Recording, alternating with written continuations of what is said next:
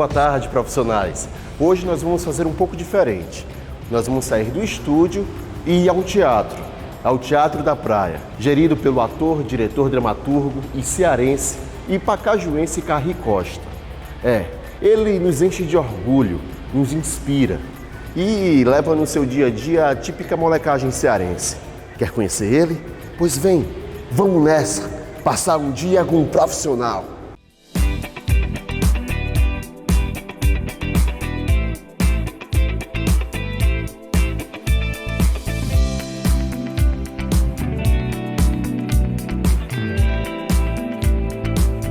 Vamos nessa, conhecer as lutas e os sonhos desse artista que leva consigo e nos seus trabalhos a típica molecagem cearense. Senhoras e senhores, Carri Costa!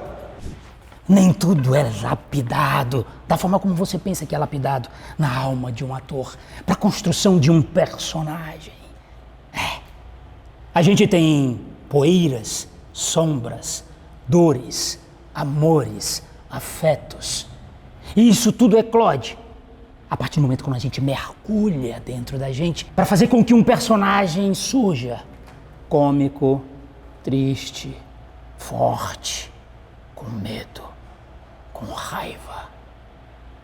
O ator se constrói, assim como a vida se constrói, através do que ele aprende, através da sua literatura, através do seu desejo de crescer, de expandir, de modificar um comportamento, uma situação social, uma situação política, uma situação econômica. O ator tem que ter consciência, tem que ler, tem que entender a alma. Como é que você vai criar novas almas se você não entende as almas? Se você não entende esses sentimentos? Como é que você vai criar do zero? É preciso ver as pessoas, sentir as pessoas, a emoção delas, o riso, o choro, a inveja, o seu corte de alma, as suas poeiras, os seus malfeitos, os seus pedaços. Hoje o nosso episódio nos leva a conhecer um cabra pacajuense, arretado e talentoso, de 1001 facetas, nas suas dezenas de personagens ao longo de sua vida profissional. Percorreremos os passos de um menino que saiu muito moço de Pacajus e ganhou os palcos e aplausos do Brasil inteiro. Com seu jeito moleque de ser artista e de viver, por que não? Seborreia, sinusite, colesterol alto. A senhora tem coceira no caneco? Olá todo mundo, eu sou Carri Costa. Eu agora estou vestido com uma camisa preta, estou de calça jeans. Eu sou calvo, minha barba e meu bigode são grisalhos. Sou pardo e o que eu tenho a dizer para vocês é que eu sou um artista da cidade de Fortaleza, nascido na cidade de Pacajus. E eu tenho muito orgulho disso.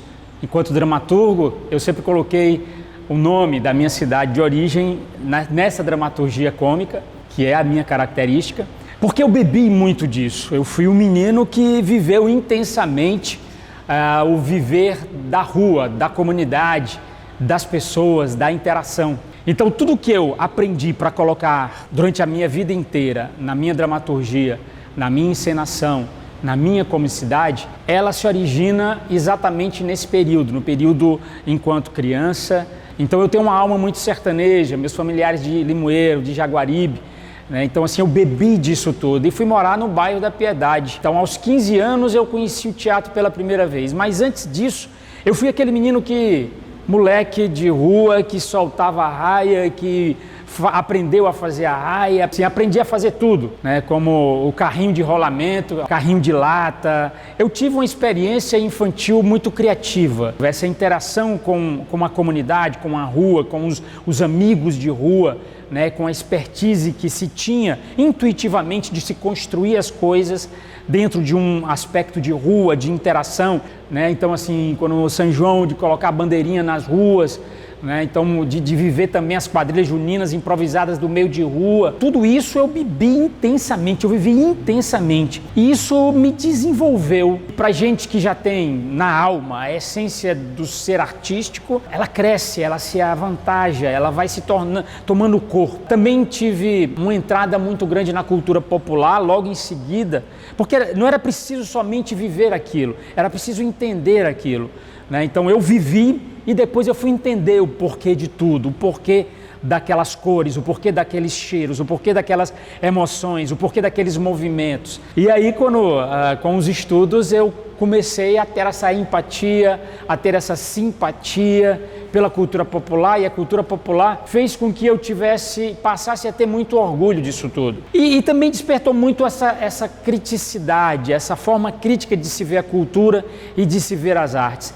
Nada como essa inserção, ou essa origem, ou essa ancestralidade para te permitir essas sensações de pertencimento. Então, se você está num bairro, se você está numa rua, se você está numa comunidade, se você está em qualquer lugar, você viva intensamente isso. E você que é pai de uma criança que participa dessas ações, desses movimentos, estimule sim, sabe? Estimule essa criatividade, porque ali pode não surgir um grande ator, mas pode surgir um grande escritor, um grande pesquisador, um grande estudioso, sabe? Um grande professor. Isso é muito importante. Esse berço, essa base, essa origem, sabe? É o que nos fortalece para poder você sair pela vida fora construindo o que o Carry construiu e vai mostrar para vocês. Tens a beleza da rosa, uma das flores mais formosas. Tu és a flor do meu lindo jardim e eu a quero só para mim. O teu suave perfume às vezes causa-me ciúme. Ao te beijar sinto no coração o pulsar da mais pura paixão. Porém tenho medo que tua beleza de rosa se transforme num espinho. Quase morro só em pensar em perder teu carinho. Tenho medo que esta paixão seja uma ilusão sem fim. Tenho medo que não sejas a flor do meu triste jardim. Eu comecei no teatro de bairro, foi muita movimentação, adolescente, juntando uma reca de meninos e meninas para fazer Paixão de Cristo. Aí foi maravilhoso, aí foi um aprendizado, foi a minha grande escola, né? Então era o quê? Era 1982, não tinha escola de teatro, a gente no bairro da Piedade era periférico demais.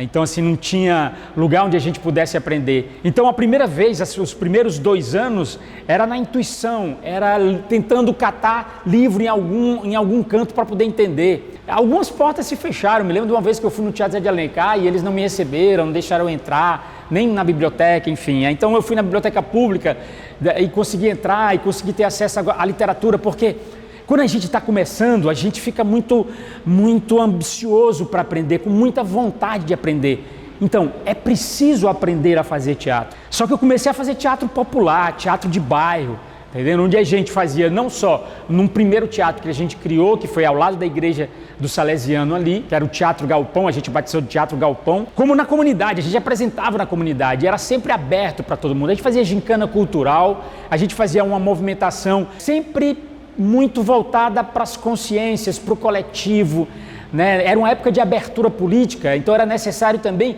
mostrar alguns desajustes sociais, né? Algumas opressões sociais que aconteciam na época, e aí a gente aproveitava esse momento para, enquanto companhia, enquanto grupo de teatro, ainda aprendiz, né? Entender tudo isso e passar para as pessoas isso tudo também. O teatro, para mim, ele sempre teve essa conotação, eu digo assim, de consciência, de despertar criticidades, né? Então, com o passar dos anos, eu fiquei com muita vontade de entender mais o fazer teatral. Até que eu saí da Piedade e fui fazer teatro na universidade. Então eu fui para o CAD. Chegando no CAD, ali foi o meu despertar, ali foi o meu entender. E foi lá que eu vi que eu gostava de fazer comédia. Mas que isso? Que comédia é essa que eu posso vir a fazer, onde eu não explore o riso pelo riso, a besteira pela besteira? Eu negaria as minhas origens. Era preciso fazer um riso mais crítico. Porque é o seguinte, naquela época não tinha política cultural. Era a política do balcão, ou seja, quem chegasse no poder público e pedisse, se fosse amigo do rei, conseguia recursos para montar seus espetáculos. Até que veio um grande movimento aqui,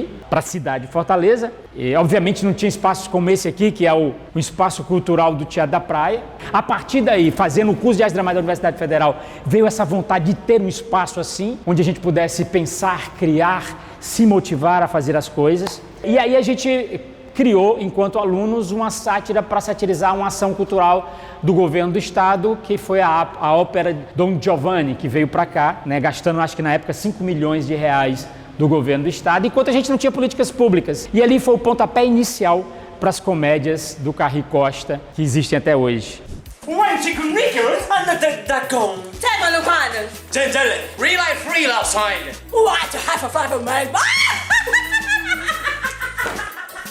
Titanic, esse ano de 2023, ele completou 25 anos em cartaz. A gente nunca deixou, não existiu um ano que a gente deixasse de apresentar esse espetáculo. Inédito até na cultura da cidade, na cultura do estado e na cultura brasileira também. A gente atingiu um público de mais de 1 milhão de pessoas. Olha só que coisa maravilhosa. Leva mais de 1 milhão de pessoas para assistir uma comédia que satiriza, que aponta erros sociais, que aponta erros políticos e que o público se vê. O público cearense está se vendo sempre nas nossas comédias. No Titanic, o público se arreganhou se vendo. Titanic foi e é um marco da cultura teatral cearense e brasileira, quiçá do Ceará.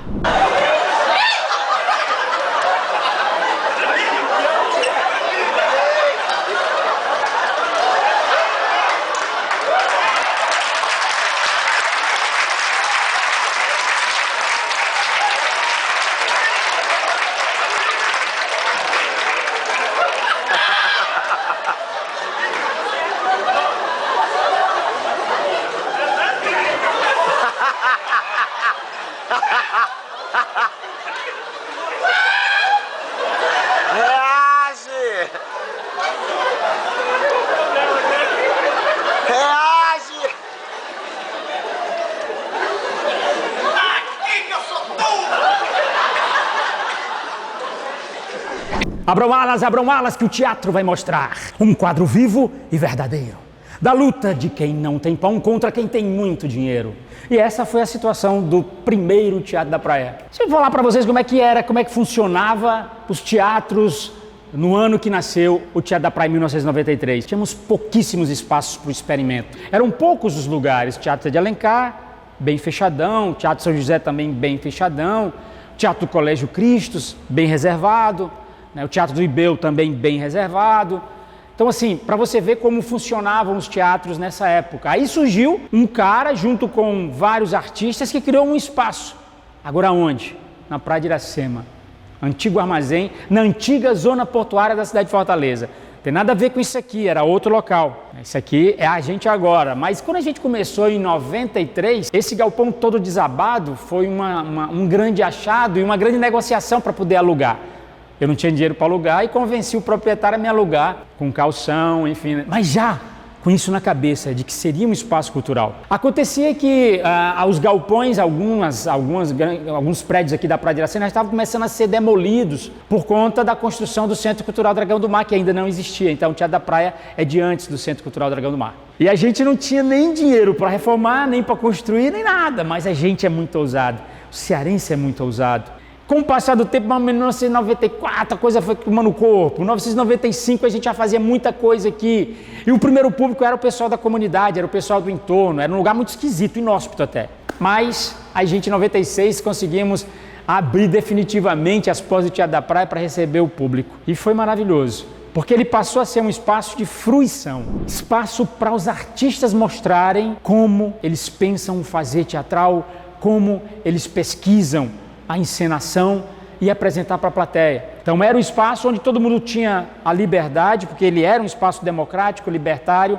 Ele sempre foi e sempre vai ser teatro privado com ares públicos. Mais de 30% dos ingressos dos espetáculos que aconteceram no Teatro da Praia nesses 30 anos, eles eram gratuitos. Bastava apresentar qualquer documento que morasse aqui perto da comunidade, nas comunidades perto do teatro, entrava. E a gente veio com grandes coisas para cá, a gente veio com Tita e Nick, estreado em 1997, e veio o Fest Forte também, que é o primeiro festival de sketch em 97.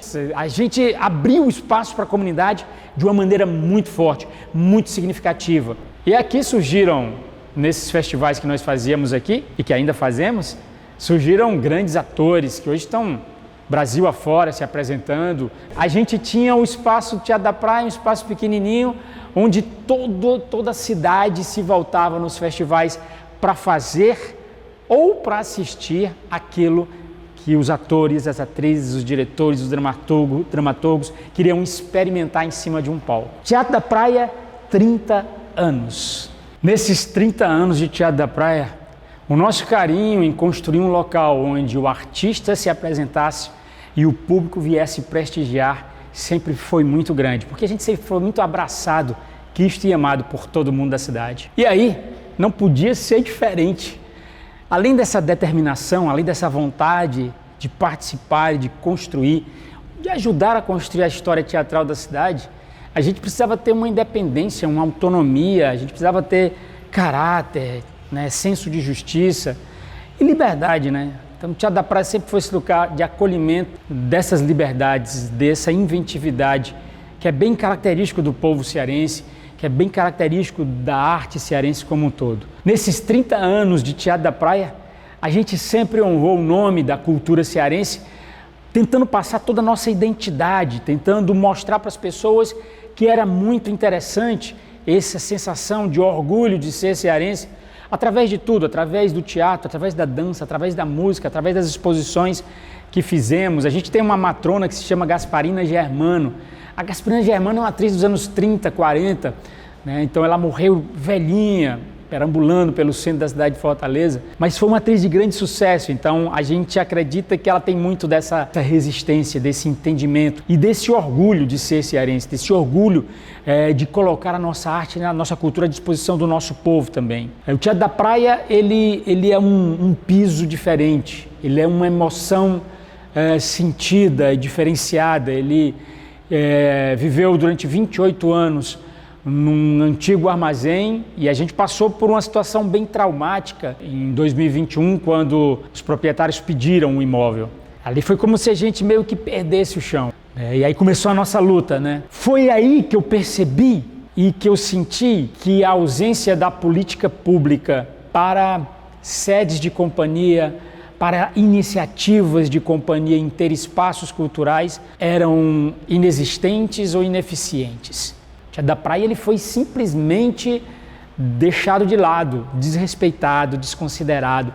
E aí eu vejo isso como um retrato, é isso mesmo, sabe? Porque a gente tem uma história vivida durante tantas gestões do poder público cultural da cidade. Então eles todos estão passando e o Teatro da Praia ficou. Eles todos estão passando e o Carri Costa, enquanto ator da cidade, na cidade, ficou, sabe? E faz, e produz, e constrói, e dá para a cidade, e mostra para a cidade, né? Então mostra a identidade que nós temos.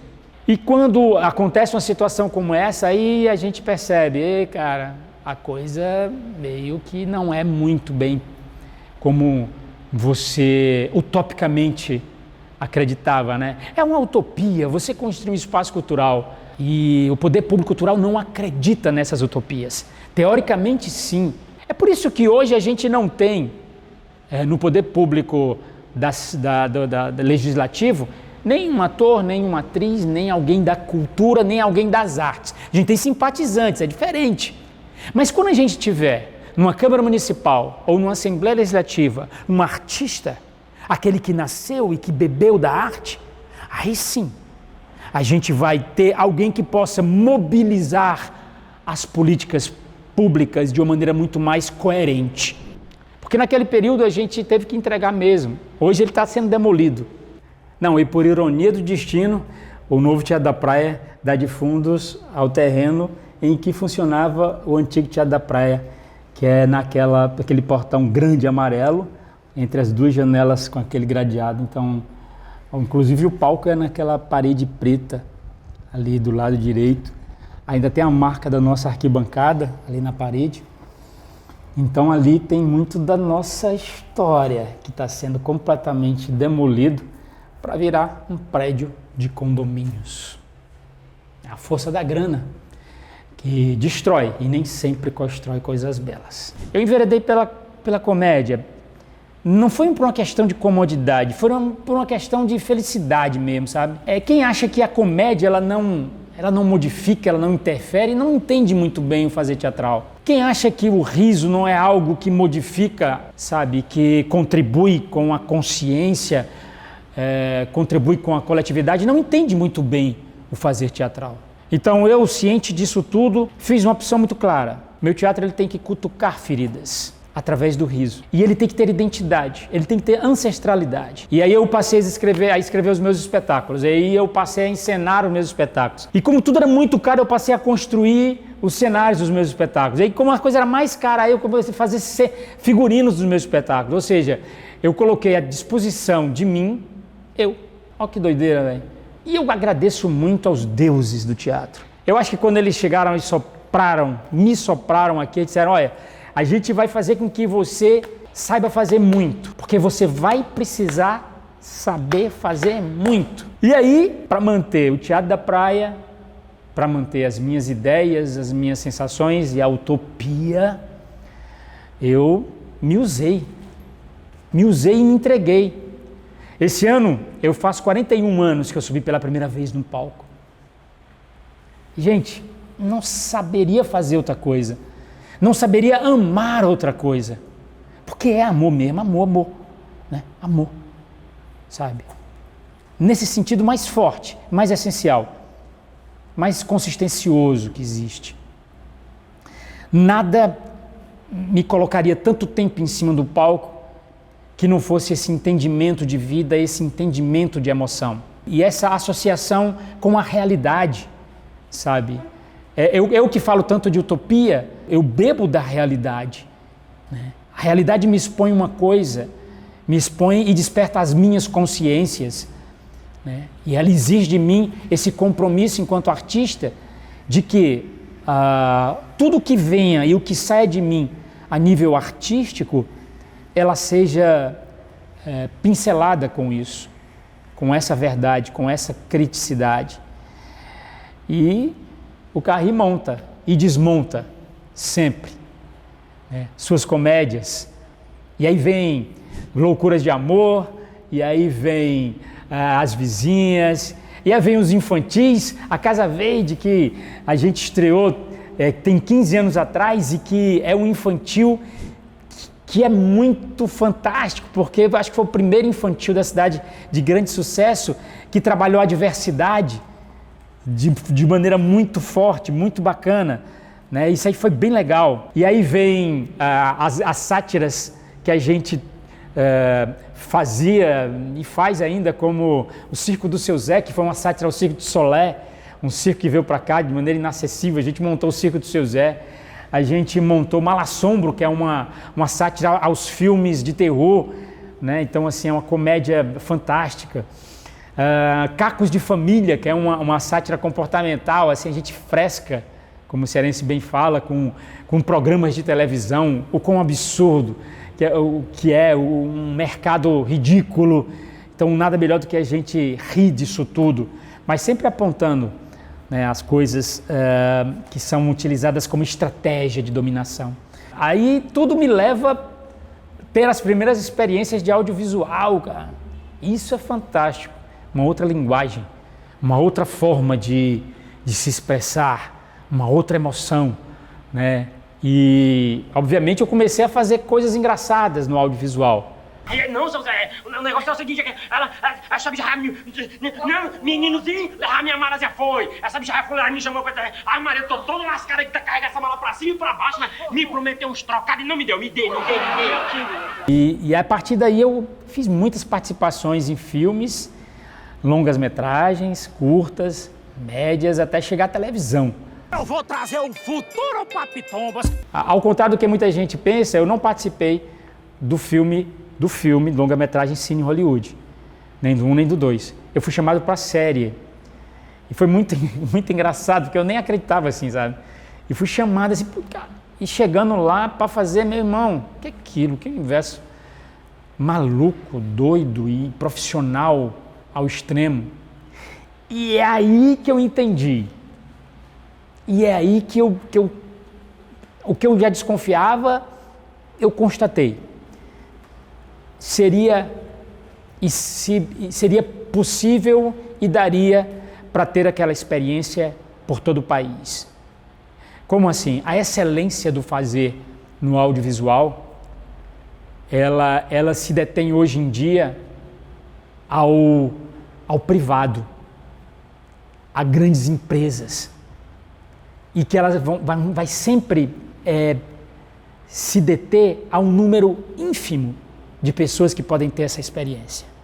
A experiência do ápice profissional, do exercício pleno profissional do ator, da atriz, do produtor, do cenógrafo, toda a cadeia. É injusto isso. É injusto isso.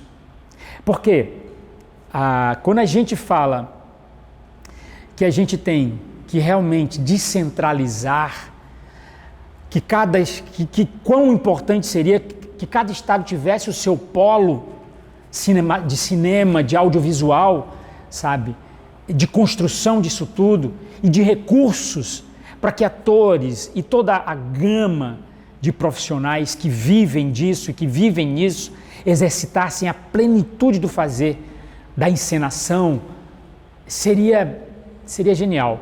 Seria o melhor destino para a cultura de um país. A melhor forma de entender a cultura de um país, a sua cultura, seria a descentralização mesmo, sabe? Porque cada estado teria como construir e fortalecer a sua identidade cultural.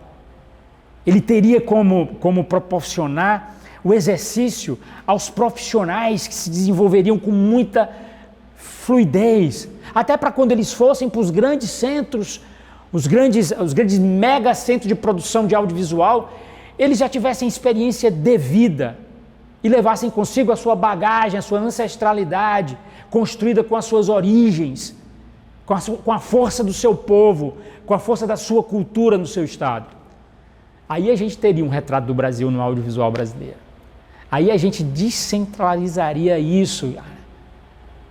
Aí a gente tiraria esse poder das mãos daquelas pessoas que são muitas vezes repetitivas nas suas propostas de audiovisual, né? Então, repetitivas, valorosas, mas sempre a mesma coisa, sempre se vê a mesma coisa. Ou então, replicadoras, né? Sempre replicadoras de um mercado internacional, sempre copiando e achando que a gente tem que sempre copiar o que vem a nível internacional para ter público nos cinemas. E também os cinemas, né? A gente precisa ter uma programação na televisão de pelo menos 50% de produção local. Sou exagerado, né?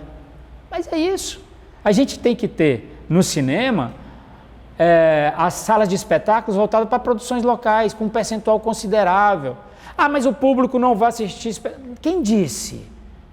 Fala espetáculo não, filmes. Sabe? Filmes, produção de filmes locais, brasileiros, sabe? Proporcione, divulgue. Claro que o público vai assistir. O público precisa se ver no cinema, se ver no teatro, se ver na televisão, ver sua cultura, ver sua arte, ver como pensa, ver como respira, ver suas cores, ver sua, sabe, como age, como respira, né? Como vive, né? E é isso. Eu aprendi tudo isso.